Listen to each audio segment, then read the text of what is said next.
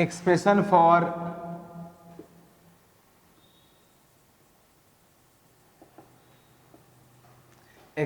for wavelength of radiation produced by excited atom। जब atom का electron higher energy level से lower में आता है तो इलेक्ट्रोमैग्नेटिक रेडिएशन प्रोड्यूस होता है। उस रेडिएशन का हम लोग वेवलेंथ कैलकुलेट करने जा रहे हैं, उसकी वेवलेंथ के लिए एक्सप्रेशन ड्राइव करने जा रहे हैं। मैं आप सबको बताया हूँ कि जब भी कोई इलेक्ट्रॉन हायर एनर्जी लेवल से लोअर में जंप करके आएगा, एज फॉर एग्जाम्पल यह N1 है, यह N2 है, इसका energy E1 EN1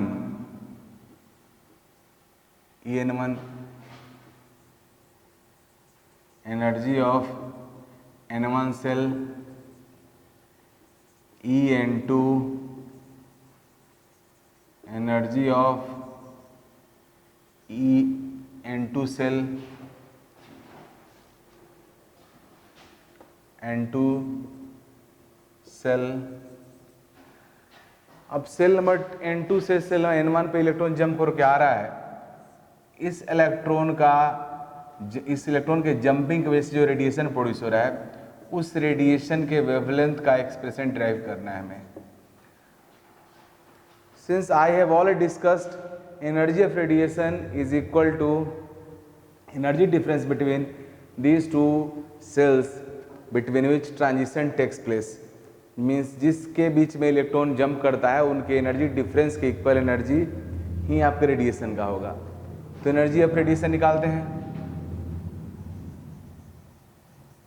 energy of radiation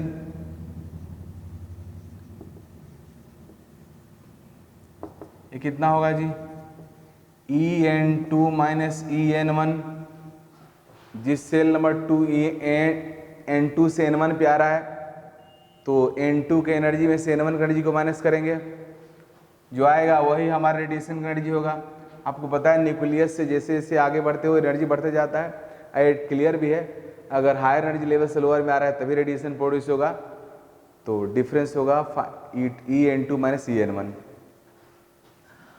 Now we have expression of energy as minus k square 2 pi square e to the power 4 m by h square z square by n square। This is expression of energy in nth cell। nth shell में electron की energy है जिसको हम लोग already drive किए हुए हैं, इसका हम लोग यूज करेंगे। Energy of radiation is equal to, energy of radiation को मैं यहाँ पे E से रिप्रेजेंट कर रहा हूँ। E energy of radiation, this will equal to EN2 minus EN1। अब E कैलकुलेट करने जा रहा हूं मैं। 2 से EN2 से EN1 माइनस करना है तो ये तो निगेटिव साइन में रहता है, तो जिसको माइनस करोगे वो आपका ऐसे भी इसको RH भी लिख सकते हो, आप वो भी लिख सकते हो, लेकिन जिसको माइनस करोगे वो माइनस में प्लस हो जाएगा, तो EN1 आपका प्लस हो गया, तो वो टर्म सब कॉमन हो जाएगा। मैं कॉमन ले रहा हूं, k square 2 pi square e to the power 4 m z square भी कॉमन रहेगा, by h square to 1 by positive हो गया N1, तो 1 by N1 square minus 1 by N2 square. This is expression for energy of radiation. Radiation की energy मैंने calculate कर लिया, अब मुझे वेवलेंथ कैलकुलेट करना है। तो वी नो दैट इधर देखो, इस साइड में लिख रहा हूं, we know that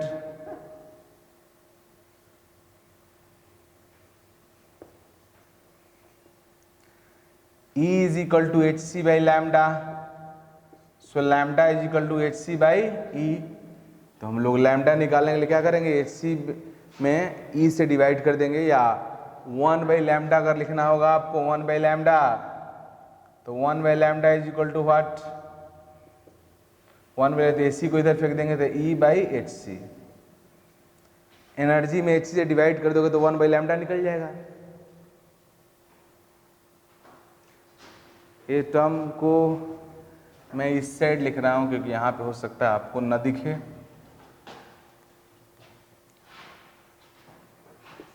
We know that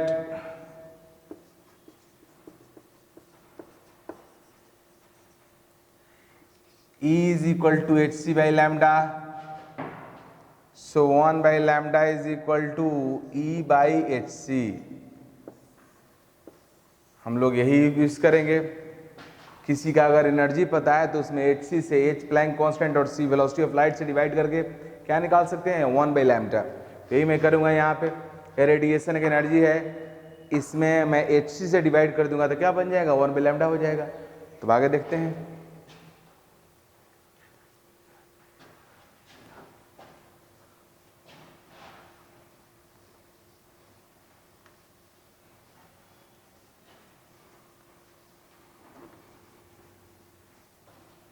देखो जी, 1 by lambda is equal to E by H C के square 2 pi square E to the power 4 m Z square by H square, और फिर एच सी से डिवाइड कर दिया तो H C, तो एच का पावर की एच क्यू हो जाएगा।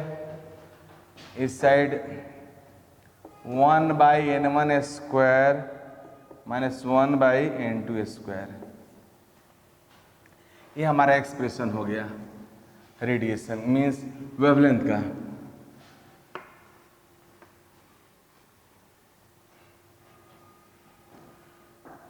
वन बाई लैम्डा को हम लोग न्यू बार भी बोलते हैं, वेव नंबर। वेव नंबर का मीनिंग होता है number of waves in unit length. Unit कैसी प्रोग्रेस ऑफ वेव के ड्यूरिंग यूनिट लेंथ में जितना लैम्डा हो सकता है वही कहलाता है वेव नंबर। आगे मैं आपको बताऊंगा नंबर ऑफ वेव क्या होता है, बट अभी wave number means 1 by lambda means number of waves present in unit length. इसका एक्सप्रेशन हो जाएगा यहाँ पे 1 by lambda is equal to, अब K square 2 pi square E to the power 4 m by H Q C Z square 1 by N one square minus 1 by N two square. अब यहाँ पे एक बात मैं बताऊंगा, रिडवर्क कांस्टेंट आपने energy के टर्म्स में पहले देखा, उसका वैल्यू क्या था 2.18 × 10⁻18 जूल। अब रिडवर्क कांस्टेंट में जब आप एच से डिवाइड कर दोगे एच और सी से तो उसका वैल्यू बदल जाता है, और ये भी रिडवर्क कांस्टेंट ही कहलाता है। और इस रिडवर्क कांस्टेंट, इसको भी रिडवर्क कांस्टेंट बोलते हैं, बट इस रिडवर्क कांस्टेंट का जो यूनिट होगा वो लैम्डा इनवर्स के टर्म्स में होगा, क्योंकि z का कोई यूनिट होता नहीं, एटॉमिक नंबर है, ये भी नंबर है सब, और लैम्डा का यूनिट मीटर होता है, तो 1 बाई लैम्डा का यूनिट मीटर इनवर्स होगा, तो इसका भी यूनिट मीटर इनवर्स होगा। तो रिडवर्क कांस्टेंट एनर्जी के टर्म्स में 2.18 × 10⁻18 जूल, मीटर इनवर्स के टर्म्स में कुछ और होगा, और इसको हम बोलते हैं Rydberg constant RH। Rydberg constant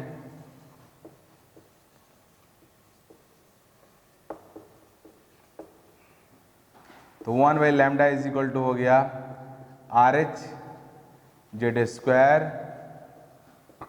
1 by N one square N two square. For hydrogen atom की बात करोगे तो Z का वैल्यू 1 हो जाएगा। For H atom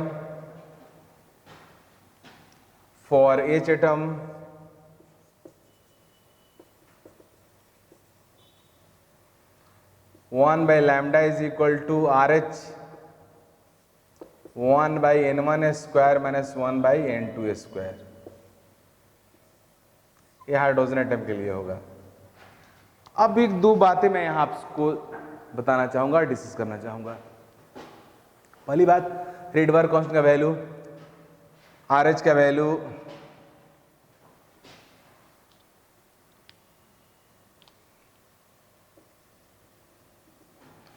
1.09677 10⁻7 metre inverse होता है। ये रेडबर्ग कांस्टेंट का वैल्यू है। रेडबर्ग कांस्टेंट का वैल्यू एक तो एक्सपेरिमेंट से कैलकुलेट किया गया और दूसरा थ्योरेटिकली कैलकुलेट किया गया। जो बोर का एटॉमिक मॉडल है इस सब से कैलकुलेट किया गया, देखा गया कि एग्रीमेंट में आ गया, मींस मैच कर गया। रेडबर्ग कांस्टेंट का value calculated and theoretical both are in agreement with each other. This represents validity of Bohr atomic model and authenticity of Bohr atomic model. Rydberg constant का value experimental और theoretical दोनों match कर गया। इसका meaning यह हुआ कि bore का एटॉमिक मॉडल करेक्ट है और जो एक्सपेरिमेंट किए हैं वो भी सही है। अब आपके लिए जो इंपॉर्टेंट पॉइंट है वो यह है कि अब आपको पता है रेडबर्ग कांस्टेंट, तो वैल्यू पता हो गया आपको।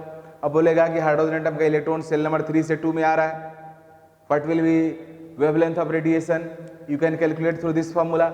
but problem यह होगा कि इस फॉर्मूला में n1 कौन है, n2 कौन है। अभी तो आपको याद है कि n2 वह है जहां से इलेक्ट्रॉन आ रहा है, n1 वह है जहां पे इलेक्ट्रॉन आ रहा है, बट बाद में आप कंफ्यूज हो सकते हो। तो डोंट वरी, n1 n2 कोई भी हो, आप यहाँ वैल्यू पुट कर, आप एक ही बात याद रखना है, कभी भी लैम्डा निगेटिव नहीं हो सकता है। जैसे मान लो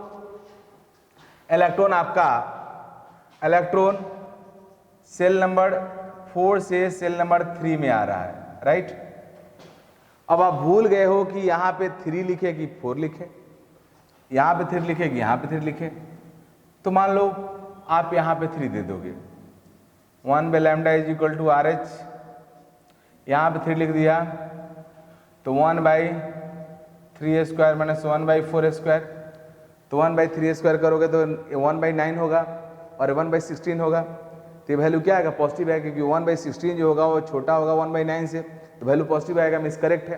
कोई बच्चा गलती से मान लो यहाँ पे लिख दिया 4², यहाँ पे लिख दिया 3², वो तुरंत अपने आप को करेक्ट कर लेगा, क्योंकि यहाँ पे 1/16 हो गया, 1/9 हो गया, 1/9 1/16 से बड़ा हो गया तो ये निगेटिव आ जाएगा, वेवलेंथ कभी निगेटिव होगा नहीं।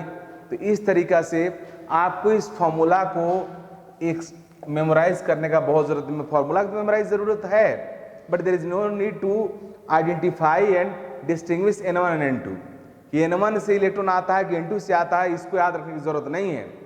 आपको एक ही बात याद रखने की जरूरत है कि वेवलेंथ ऑलवेज पॉजिटिव होगा। अब हम लोग बोर मॉडल का लास्ट में पहुंच गए हैं, हाइड्रोजन स्पेक्ट्रम पढ़ने जा रहे हैं। बोर का एक्सपेरिमेंट का सबसे अहम पार्ट था हाइड्रोजन स्पेक्ट्रम। उन्होंने हाइड्रोजन को एक्साइट करके उसके स्पेक्ट्रम बनाया, उसके इमिशन स्पेक्ट्रम बनाया, फिर उस इमिशन स्पेक्ट्रम से ही बहुत सारा कंक्लूजन आया, फिर बोर का एटॉमिक मॉडल आया। तो हम लोग देखने जा रहे हैं हाइड्रोजन स्पेक्ट्रम।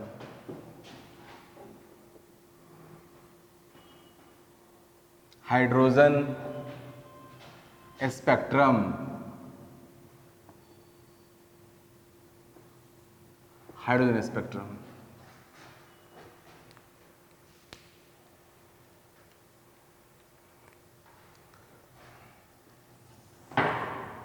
यहाँ पे मैं सेल नंबर 1 को रिप्रेजेंट कर रहा हूँ, n = 1।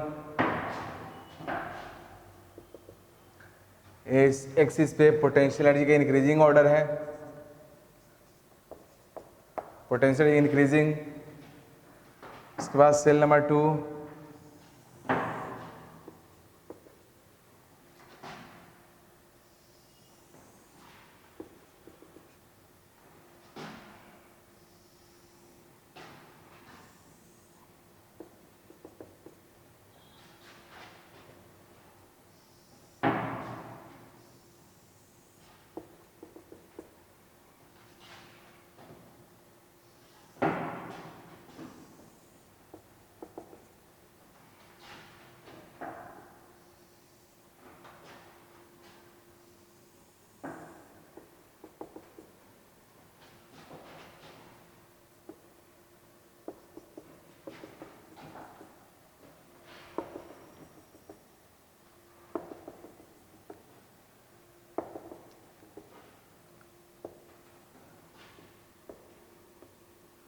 मैं यहाँ पे हाइड्रोजन एटम के डिफरेंट एनर्जी लेवल्स को रिप्रेजेंट कर रहा हूँ, सेल 1 2 3 4 n। nth सेल का एनर्जी क्या होगा, तो आपको पता है energy is equal to En is equal to -13.6 electron volt NSZ² by n²। जब n टेंस टू इन्फिनिटी होगा, when n tends to infinity then En tends to 0। इसलिए इन्फिनिटी पे जो सेल होगा, जो एनर्जी लेवल होगा, उसका एनर्जी क्या होगा, 0 होगा। तो जब कोई इलेक्ट्रॉन एटम के ऑर्बिट से इन्फिनिटी पे चला जाता है तो उससे मानते हैं कि उसका एनर्जी 0 हो गया, मीन्स तो एटम से क्या हो गया, डिटैच हो गया। खैर, ये हाइड्रोजन एटम का डिफरेंट एनर्जी लेवल्स है। अब जब भी हायर एनर्जी लेवल से इलेक्ट्रॉन लोअर में जंप करके आएगा, हमेशा इलेक्ट्रोमैग्नेटिक रेडिएशन प्रोड्यूस होगा। वो रेडिएशन किस में कब होगा, मीन्स किस तरह के ट्रांजिशन में कैसा रेडिएशन प्रोड्यूस होगा, इसके स्टडी बोर के साथ साथ और भी कई सारे साइंटिस्टों ने किया था, जिसको मैं यहाँ पे 1 बाई 1 करके आपको बताने जा रहा हूँ। सबसे पहला, हाइड्रोजन एटम में सेल नंबर 1 पे इलेक्ट्रॉन कहाँ से आ सकता है। सेल नंबर 1 में इलेक्ट्रॉन जंप करके कहाँ से आ सकता है जी, तो सेल नंबर 1 में इलेक्ट्रॉन आ सकता है, सेल नंबर 2 से आ सकता है, सेल नंबर 3 से आ सकता है, 4 से आ सकता है, 5 से आ सकता है, 6 से आ सकता है, 7 से आ सकता है, इन्फिनिटी से आ सकता है, राइट। क्योंकि सेल में से इलेक्ट्रॉन हमेशा हायर एनर्जी लेवल से जंप करके लोअर में जब आता है तब भी इलेक्ट्रोमैग्नेटिक रेडिएशन प्रोड्यूस होता है। जब लोअर से हायर में जंप करेगा तो रेडिएशन प्रोड्यूस नहीं होगा, रेडिएशन एब्जॉर्ब होगा। इसलिए जब भी इलेक्ट्रॉन हायर से लोअर में आता है, एनर्जी प्रोड्यूस होता है। तो सेल नंबर 1 में इलेक्ट्रॉन कहाँ से आ सकता है, 2 से आ सकता है, 3 से आ सकता है, 4 से आ सकता है, 5 से आ सकता है, 6 से आ सकता है, 7 से आ सकता है और इन्फिनिटी से भी आ सकता है। तो ये सब हुआ। अब इलेक्ट्रॉन अगर सेल नंबर 2 से 1 में जंप करके आता है तब भी रेडिएशन प्रोड्यूस होगा, सेल नंबर 3 से जंप करके आएगा 1 में तब भी रेडिएशन प्रोड्यूस होगा, 4 से आएगा तब भी रेडिएशन प्रोड्यूस होगा, 5 से आएगा तब भी होगा, 6 से आएगा तब भी होगा, 7 से आएगा तब भी होगा, इन्फिनिटी से आएगा तब भी होगा। तो ये सभी रेडिएशंस को हम एक साथ लिखते हैं और इसको बोला जाता है लाइमन सीरीज। लाइमन नाम के साइंटिस्ट ने काम किया था, उन्हीं के रिस्पेक्ट में इस सबको बोलते हैं लाइमन सीरीज।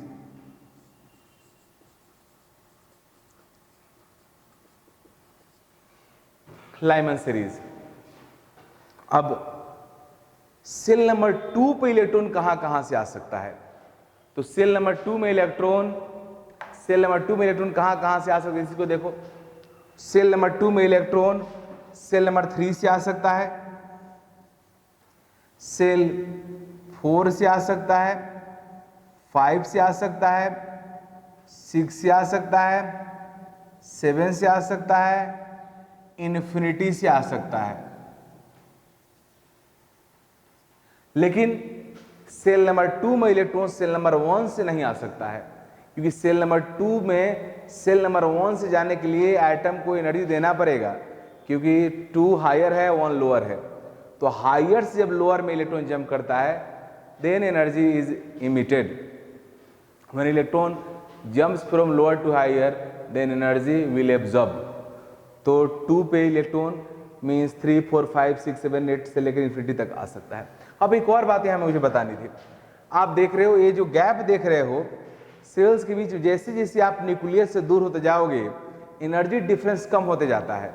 आप खुद भी देख लो, फर्स्ट सेल का -13.6, सेकेंड का -3.4, दोनों का डिफरेंस कितना हो जाता है आपका 10.2 इलेक्ट्रॉन वोल्ट।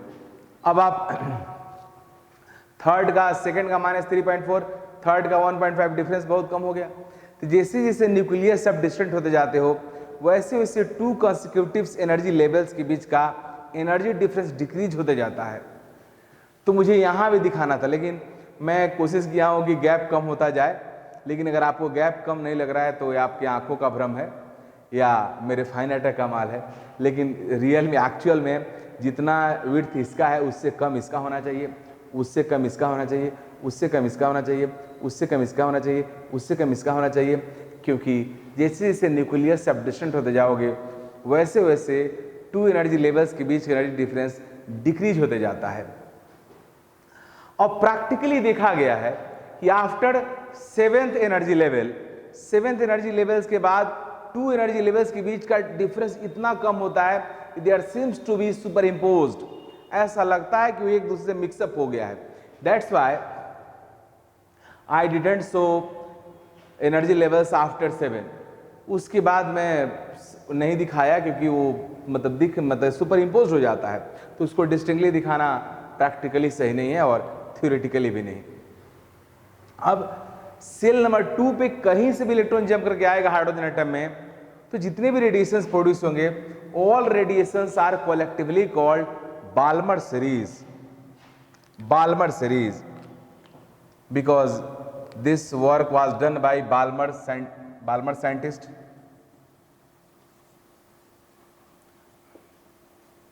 Balmer series. अब नेक्स्ट, अब इलेक्ट्रॉन सेल नंबर 3 में कहां से आ सकता है? सेल नंबर 3 में आ सकता है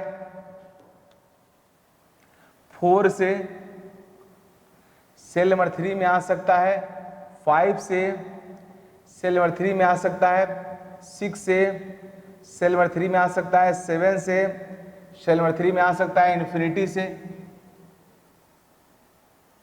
कहीं से भी इलेक्ट्रॉन अगर आता है सेल नंबर 3 में, तो जितने भी रेडिएशन प्रोड्यूस होगा सबको बोलते हैं पाश्चन सीरीज।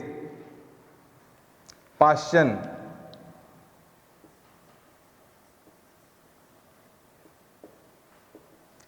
सीरीज।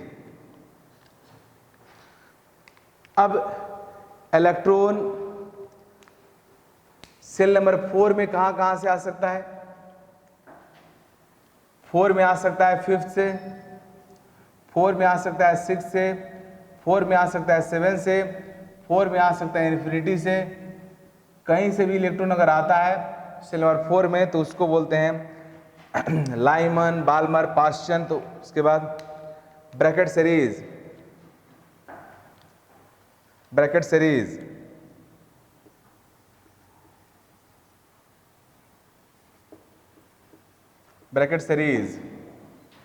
अब सेल नंबर 5 में इलेक्ट्रॉन कहां से आ सकता है?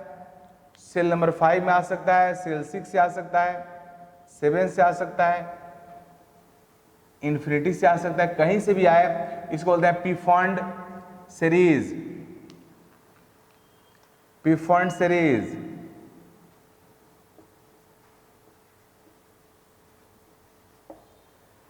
अब इलेक्ट्रॉन सेल 6 में कहां से आ सकता है? तो 6 सेल में 7 से आ सकता है, 8 से आ सकता है, इन्फिनिटी से आ सकता है। कहीं से भी अगर आता है उस सबको बोलते हैं हम लोग हम्फ्री सीरीज।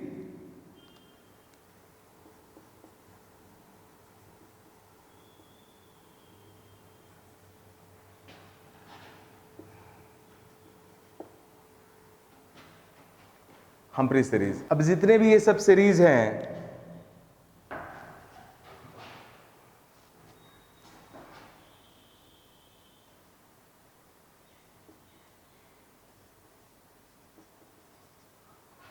जितने भी सीरीज हैं, अब इसमें ध्यान से देखो आप। बाल्मर सीरीज को छोड़ करके जितना भी यहां पे सीरीज है, कोई भी विजिबल रीजन में नहीं आता है। बाल्मर सीरीज एक विजिबल रीजन में है, मीन्स ये लाइट है, जो लाइट हम लोग यूज करते हैं, जिससे हम लोग कोई सामान को विजुलाइज करते और सेंस करते हैं, देखते हैं, जो विजिबल है।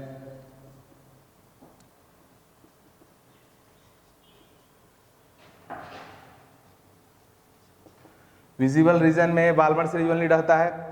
Lyman series ultraviolet, UV light, and इसके बाद के जितने भी हैं ये सब के सब आपका इंफ्रारेड।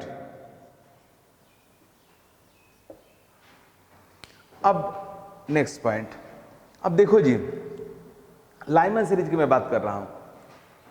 लाइमन सीरीज का ये फर्स्ट लाइन कौन हुआ? फर्स्ट लाइन उसको बोलेंगे जब इलेक्ट्रॉन 2 से फर्स्ट में आएगा। सेल नंबर 2 से जब सेल नंबर 1 में इलेक्ट्रॉन आएगा, सेल नंबर 2 से जब सेल नंबर 1 में आएगा, तो उसको बोलेंगे हम लोग फर्स्ट लाइमन सीरीज, मीन्स यह हुआ first Lyman series, first Lyman series या फर्स्ट लाइमन लाइन। इसको क्या बोलेंगे? जब थर्ड से वन पे आएगा तो सेकंड बोलेंगे, सेकंड लाइमन लाइन। जब फोर्थ से फर्स्ट पे आएगा तो क्या बोलेंगे? Third line, and so on, इस तरह से आगे बढ़ता जाएगा। अब जो अल्फाबेट हमारा है, जो उसको हम लोग पर रोमन, तो उसमें ABCD होता है, बट एक्चुअल में जो लैटिन है जहाँ से आया है उसमें लैटिन का अल्फाबेट अल्फा बीटा होता है। मीन्स लैटिन का जो आपका अल्फाबेट है उसमें पहला लेटर अल्फा, उसके बाद बीटा, उसके बाद गामा, उसके बाद डेल्टा।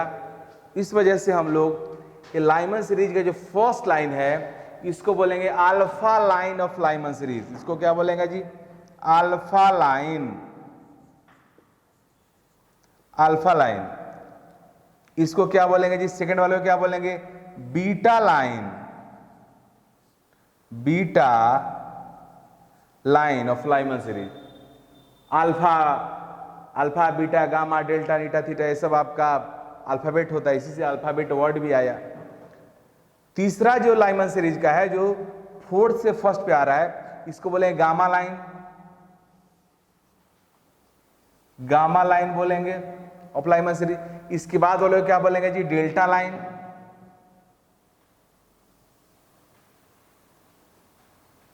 And so on. जिस तरह से, अब दूसरी बात, जब 2 से 1 में आएगा इलेक्ट्रॉन, 2 से जब 1 में इलेक्ट्रॉन आएगा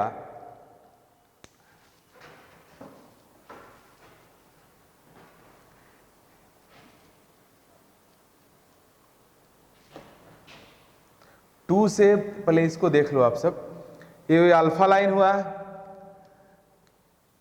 जब थर्ड, में ऊपर इसको लिख दे रहा हूं, जब थर्ड से आपका 1 पे आएगा तो इसको बोलेंगे बीटा, क्योंकि अल्फा के बाद बीटा होगा, बीटा लाइन। इसको बोलेंगे बीटा लाइन, बीटा लाइन। जब फोर्थ से आएगा फर्स्ट पे तो इसे तीसरा लाइन है, तो इसको बोलेंगे हम लोग गामा लाइन, गामा लाइन। इस तरह से फिफ्थ से जब आएगा आपका फर्स्ट पे तो उसको बोलेंगे delta line, and so on. दूसरी बात, जब 2 से इलेक्ट्रॉन 1 पे आएगा, 2 से जब 1 पे आएगा तो यह हुआ आपका फर्स्ट लाइन लाइमन सीरीज का। जब इन्फिनिटी से 1 पे आएगा तो यह हुआ लास्ट लाइन, मीन्स यह हुआ last line, last line of Lyman series, last line of Lyman series. और सीरीज लिमिट भी बोलते हैं, सीरीज लिमिट। सीरीज लिमिट का मीनिंग हो जो सीरीज को अंत करे। तो जब इन्फिनिटी से 1 पे आएगा लाइन, उस लाइन को बोलेंगे last line of Lyman series और series limit of Lyman series, series limit भी उसको बोलेंगे। जब सेल नंबर 2 से सेल नंबर 1 पे आएगा इलेक्ट्रॉन, तो उस समय जो रेडिएशन प्रोड्यूस होगा उस रेडिएशन को बोलेंगे first line of Lyman series. और जब इन्फिनिटी से 1 पे आएगा तो बोलेंगे लास्ट लाइन, क्योंकि यहां से सीरीज शुरू हो रहा है और यहां पे खत्म हो रहा है।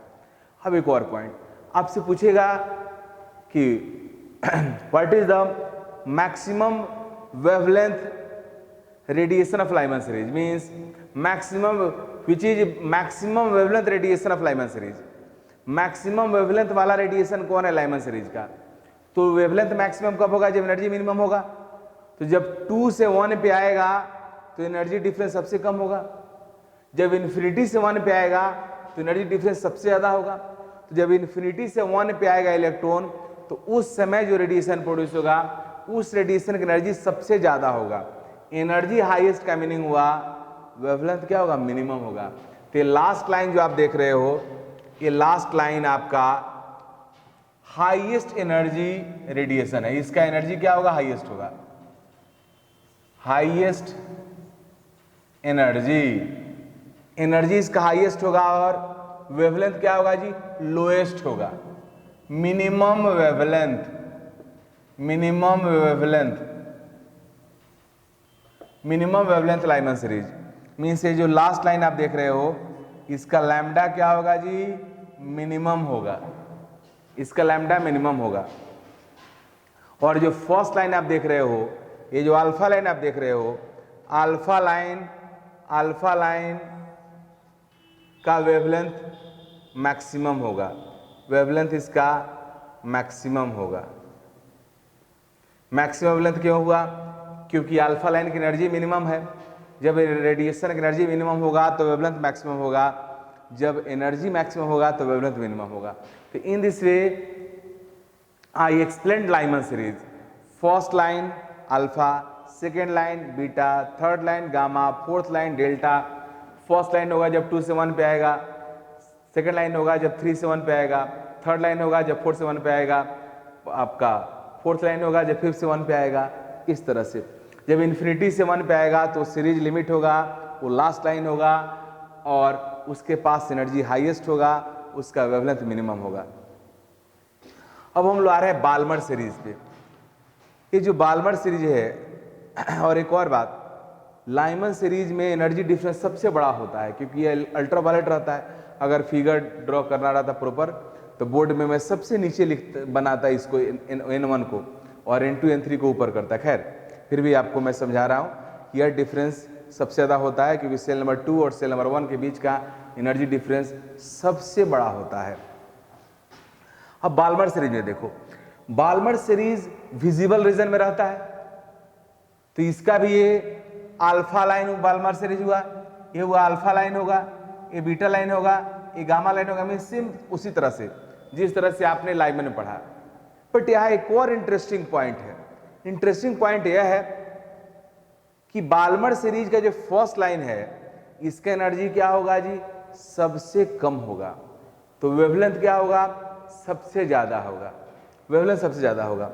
तो सबसे ज्यादा वेवलेंथ वाला रेडिएशन कौन होगा, रेड होता है। विजिबल रीजन में हाईएस्ट रेडिएशन किसका होता है, हाईएस्ट वेवलेंथ किसका होता है, तो रेड का होता है।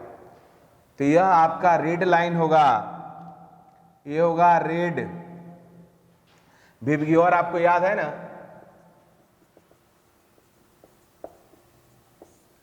सबसे ज्यादा वेवलेंथ रेड का, उससे कम ऑरेंज का, तो रेड के बाद कौन होगा, ऑरेंज होगा।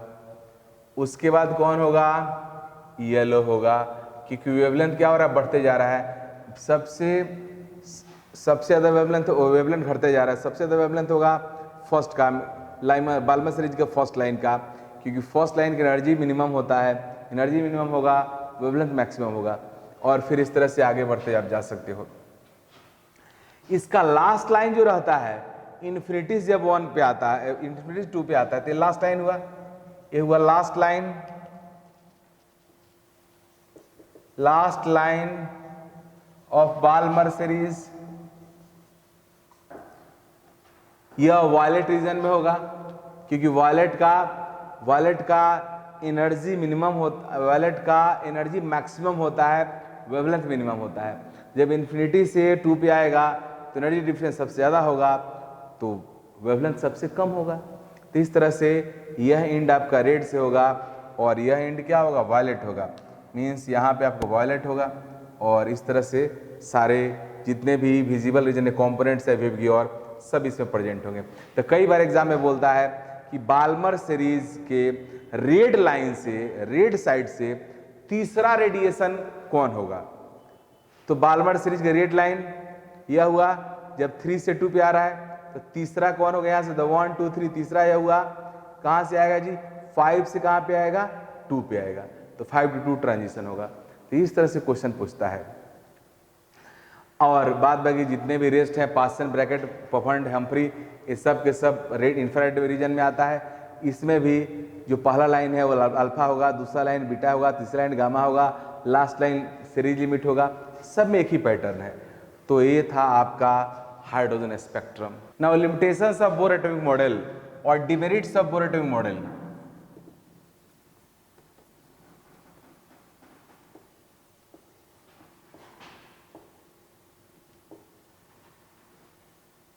बोर्स मॉडल का limitation.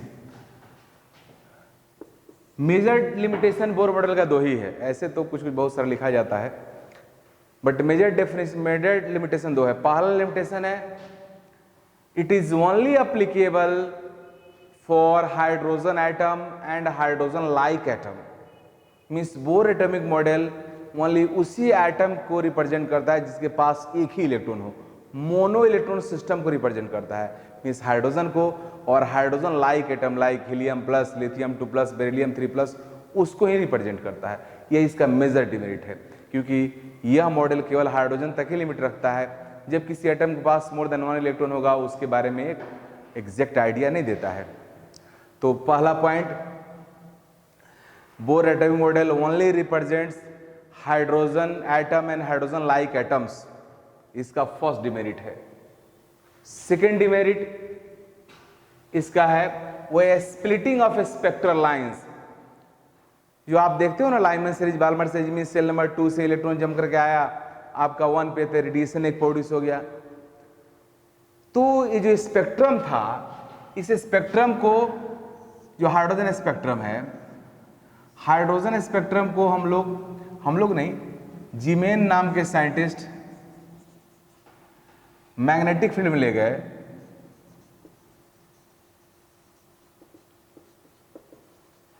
Magnetic field and Stark नाम के साइंटिस्ट इस हाइड्रोजन स्पेक्ट्रम को इलेक्ट्रिक फील्ड में ले गए।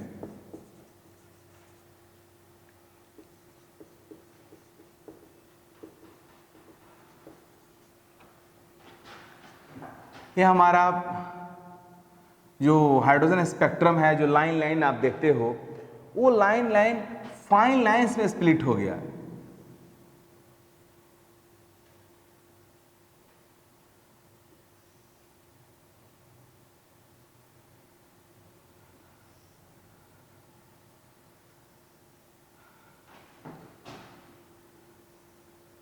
फाइन लाइंस में स्प्लिट हो गया।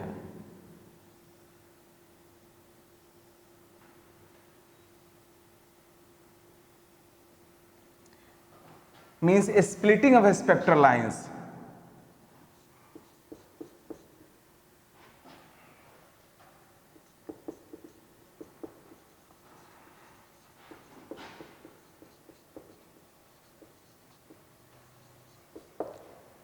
स्पेक्ट्रल लाइंस का स्प्लिटिंग हो गया।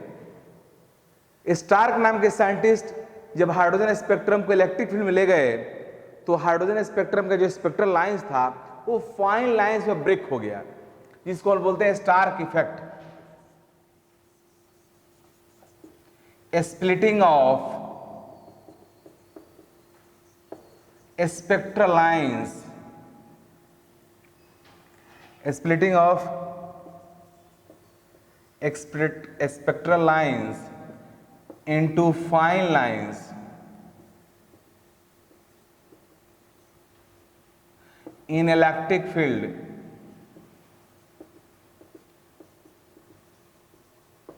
is called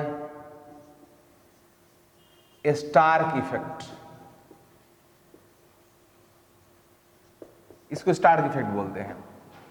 जीवेन नाम के साइंटिस्ट ने मैग्नेटिक फील्ड में सेम स्पेक्ट्रम को ले गए, वहां भी सेम फिनोमेना हुआ, स्प्लिटिंग हो गया। तो मैग्नेटिक फील्ड में जो स्पेक्ट्रल लाइन स्प्लिट करता है उसको बोलते हैं जीमेन इफेक्ट, और इलेक्ट्रिक फील्ड में जो स्पेक्ट्रल लाइन स्प्लिट होता है उसको बोलते हैं स्टार्क इफेक्ट। जब बोर्ड से पूछा गया कि बताइए यह स्प्लिटिंग क्यों हो रहा है, तो बोले नो आंसर। जैसे ही बोर्ड ने बोला नो आंसर, वैसे ही दुनिया वालों ने मुहर मार दिया कि ये तुम्हारा मॉडल का क्या है, डिमेरिट है बहुत बड़ा। और इस तरह से ये जीमेन इफेक्ट और स्टार्क इफेक्ट को एक्सप्लेन न करना बोर मॉडल का डिमेरिट है। Means splitting of spectral lines in electric field and magnetic field is major demerit of Bohr model, because Bohr models doesn't explain a splitting of a spectral lines in electric field and magnetic field. Means Bohr model Zeeman effect और Stark effect को explain नहीं करता है। यही Bohr model का major demerit है। एक वो भी था कि हाइड्रोजन और hydrogen like atom, means hydrogen and hydrogen like atom like helium plus, lithium 2 plus, beryllium 3 plus ETC के लिए ही अप्लीकेबल है। इसके अलावा मल्टी इलेक्ट्रॉन एटम के लिए बोर मॉडल नहीं है। इस वजह से बोर मॉडल का 2 मेजर डिमेरिट है। इसके अलावा कहा जाता है बहुत सारी बातें जो आगे थ्योरी में पढ़ाऊंगा, उसके वजह से बोर मॉडल का डिमेरिट है, तो कोई डिमेरिट नहीं है। बोर ने अपने एटम के मॉडल को रिप्रेजेंट किया था और वो करेक्ट है, लेकिन उसमें ये लिमिटेशंस है, वो हाइड्रोजन और हाइड्रोजन लाइक को ही रिप्रेजेंट करता है, दूसरे को नहीं करता है। और जब उन्होंने बताया था कि एटम के सराउंडिंग में डिस्क्रीट एनर्जी लेवल्स होता है, तो जब 2 से 1 पे इलेक्ट्रॉन जंप करके आ रहा है तो एक ही रेडिएशन आना चाहिए। वो रेडिएशन फाइन लाइन में स्प्लिट क्यों कर गया, इसका भी आंसर नहीं बता पाए बोर। इस तरह से बोर मॉडल का ये दोनों मेजर डिमेरिट हो गया। अब मैं बोर मॉडल को कम्प्लीटली आपको पढ़ा दिया हूँ। अब हम लोग अगले वीडियो में अगले टॉपिक को पढ़ेंगे।